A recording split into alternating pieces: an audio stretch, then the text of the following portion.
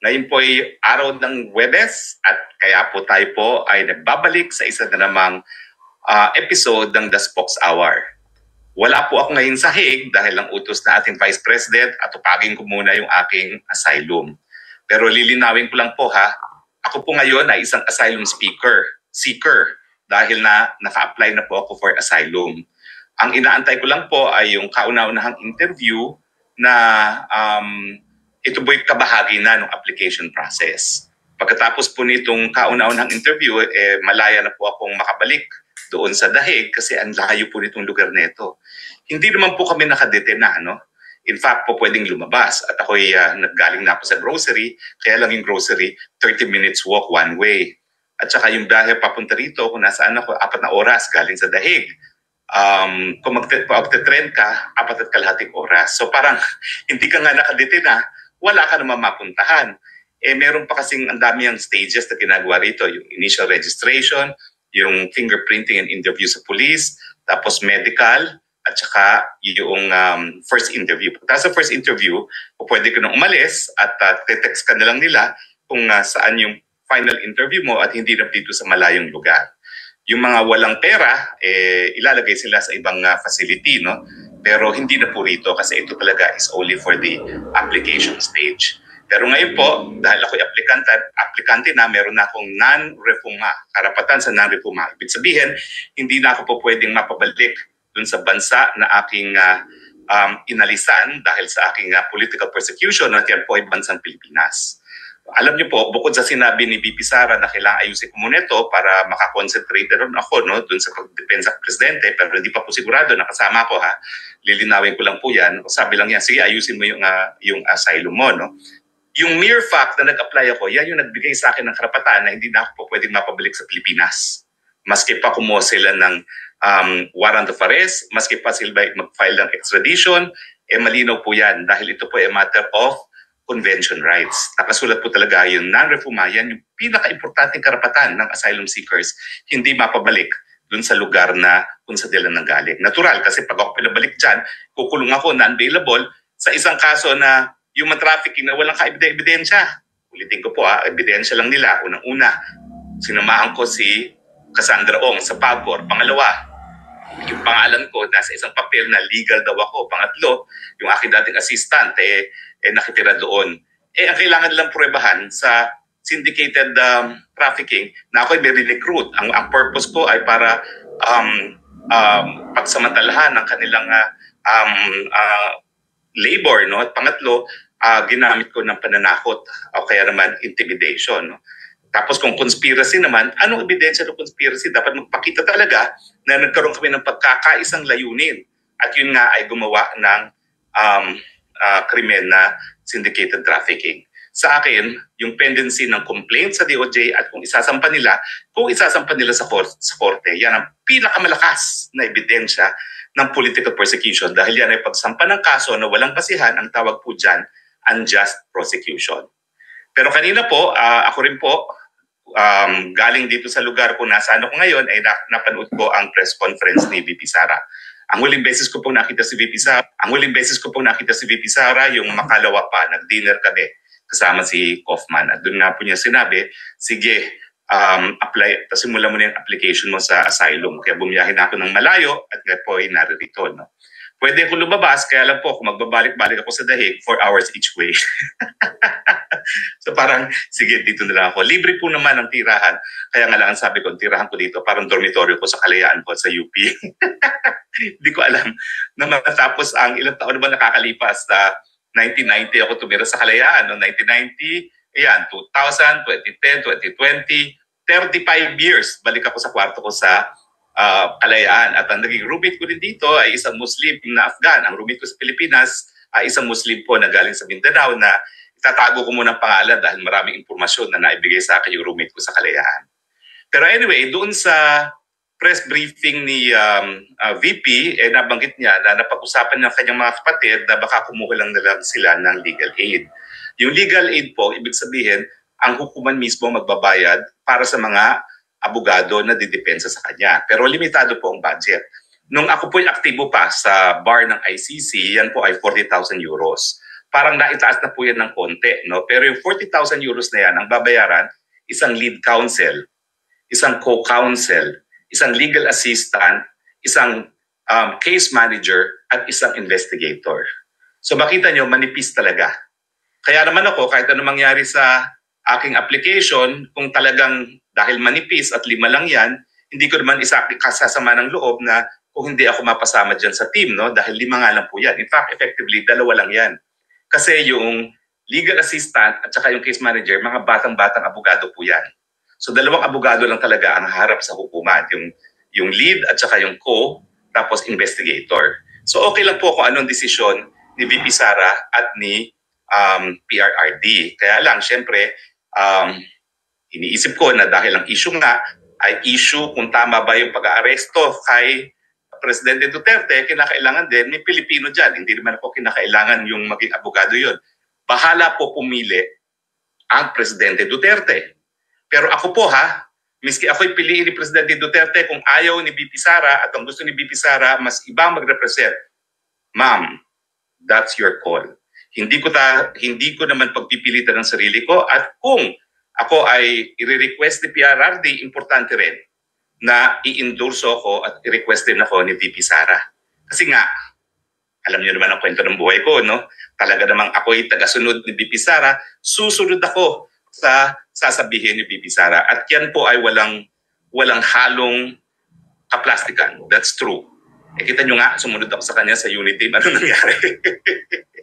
So susunod ako kung ano ang sasabihin niya sa akin. Bagamat, nung nag-usap kami, sabi ko, kasi minsan nakatakot ako sa iyo kaya minsan may mga gusto kang gawin na sa tingin ko, hindi ko sang-ayon, hindi ako makapagsalita, no? Hindi ko sasabihin ko ano yan. Pero may 2 bagay na ngayon lang nangyari na sumunod ako sa kanya, pero alam ko na hindi dapat, no?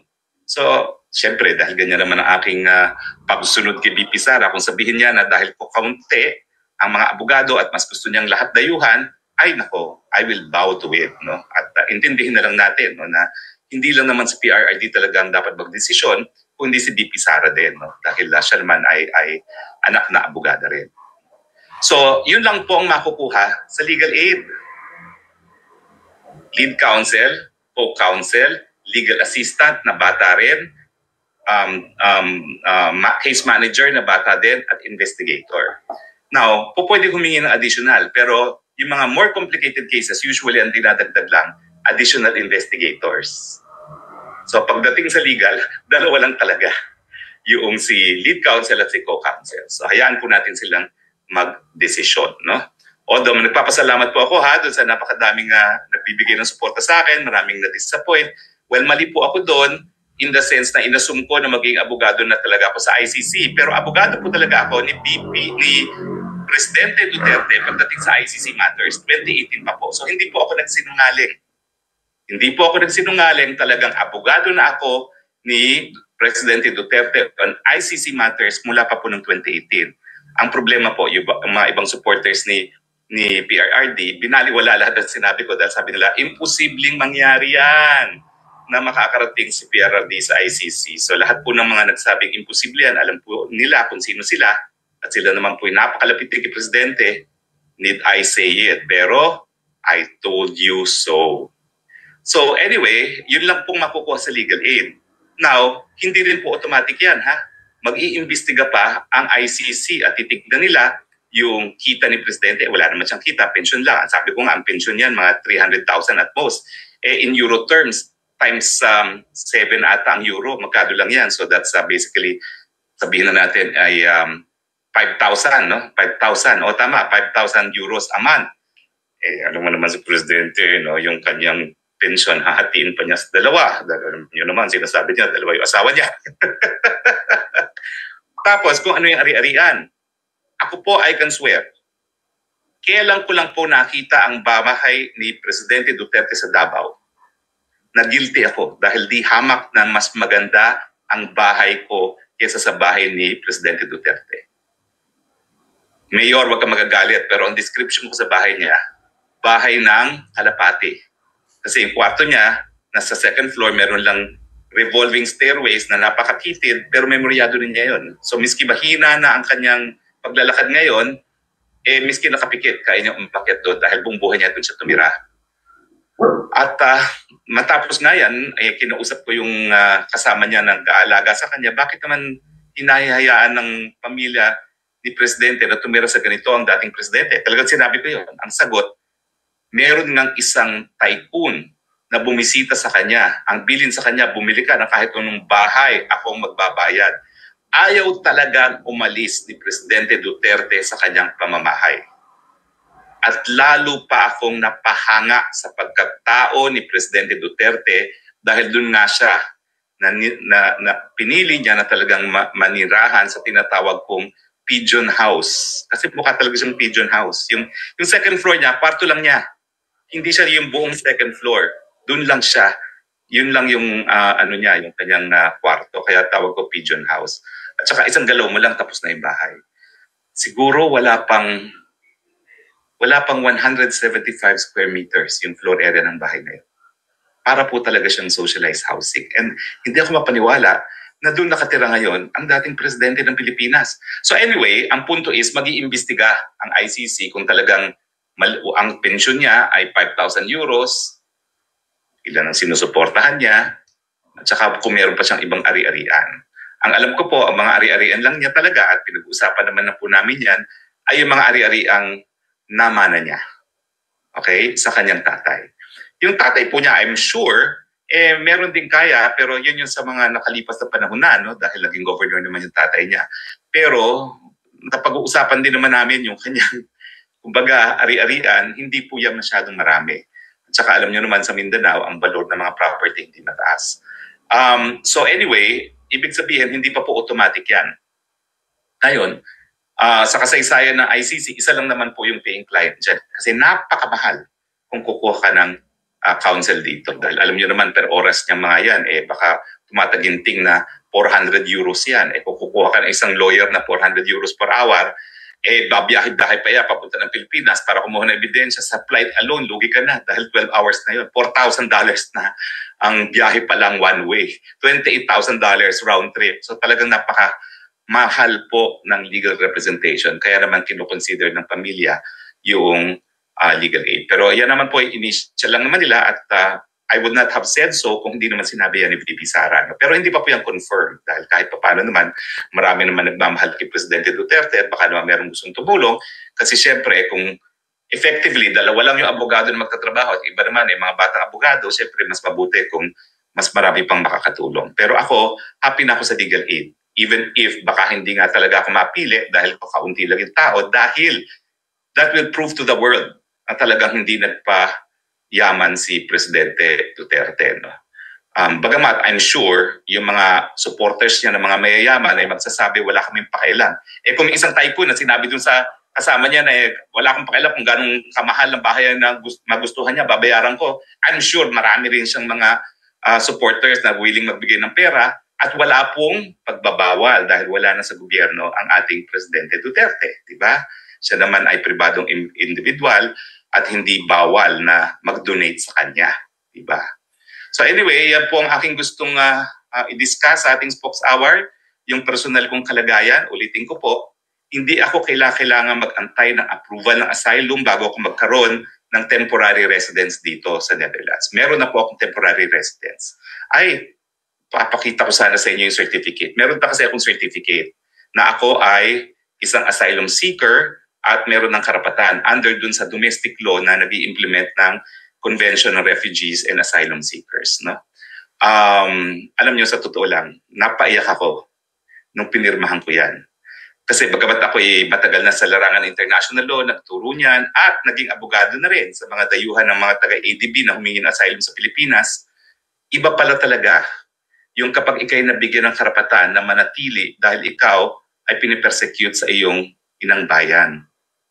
Mantakin nyo, 6 at kalahating buwan na ako nagtatago kay Marcos. Hindi ko pwede sabihin kung nasaan ako dahil alam kong hahabulin niya ako, pwede niya akong pa-deport o i-request ang extradition o sa ASEAN nga, hindi na kinakailangan ng extradition treaty. Pakiusapan lang dahil merong Mutual Defense Legal Assistance Treaty, no? So nung pinirmahan ko po yan, talagang humagulgul ako. Kasi sabi ko, sa kauna-unahang panahon, wala nang karapatan at hindi na ako makukuha ni Marcos Jr. Hindi niya ako makukuha hanggang hindi umaakto ang Dutch authorities dun sa aking application. Yun po ang tinatawag na non-refuma.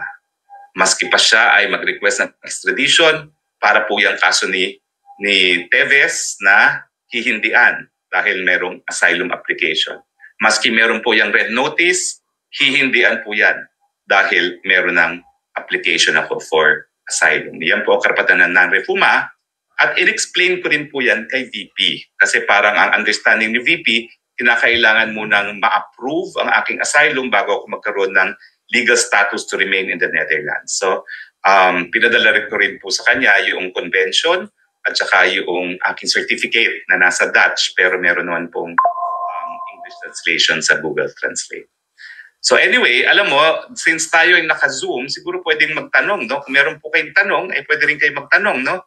Padala nyo lang po, siguro i-flash natin ang Zoom link para dun sa mga kababayan natin na gusto magtanong on Zoom. I-flash natin sa Facebook ngayon yung Zoom link para sa dun sa mga gusto magtanong. O nga pala po, magkakaroon tayo bukas ng Kongreso ng Mamamayang Pilipino. Ito po ay alas 8 ng gabi sa Pilipinas. 1 o'clock dito sa akin sa Dahig. Doon po ako sa grounds ng Asylum Processing Center magbo-broadcast, no, para mataas ang araw at maganda naman ang tanawin. At makikita niyo yung mga iba't ibang lahing kasama ko na nag-a-apply ng asylum, no? So anyway, tignan natin kung after flashing may mga tanong. Kung wala na pong tanong, well, kita-kita po tayo bukas.